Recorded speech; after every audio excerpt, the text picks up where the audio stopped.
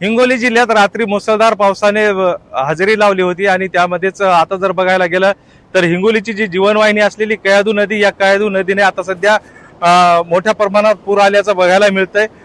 आपण बघायला गेलं तर आता सध्या समगा परिसरामधील या पुलावरून पाणी जात आहे आणि या पुलाच्या पलीकडल्या बाजूला जर आहे तर जवळपास 10 ते 12 गावांचा संपर्क तुटल्याचं सध्या बघायला मिळतंय।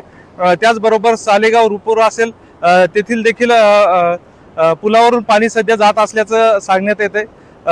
हिंगोली जिल्ह्यामध्ये खरं तर हवामान विभागाने काल रेड अलर्ट दिलेला होता आणि त्यानंतर आता रात्रीच्या पावसामध्ये जे पाऊस झाला आणि त्यामध्ये संपूर्ण जिल्ह्यामध्ये संपूर्ण पावसाने जोर धरला होता आणि आता सध्या ही स्थिती जर बघायला गेलं तर मोठ्या प्रमाणावर या ठिकाणी नदीला पूर आल्याचं बघायला मिळतंय।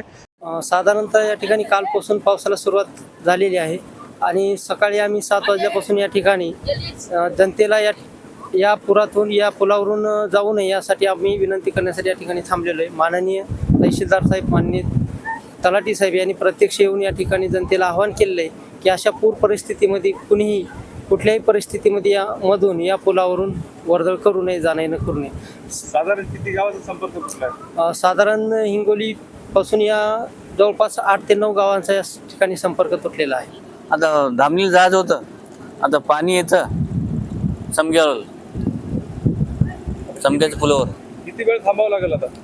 आता 1-1.5 घंटा, 2 घंटे, 10-12 गाव आहेत तिथं। एकंदरीतच हिंगोली जिल्ह्यात 24 तासामध्ये 103 मिमी पावसाची नोंद झाल्याचं देखील प्रशासनाकडून सांगण्यात आलेलं आहे।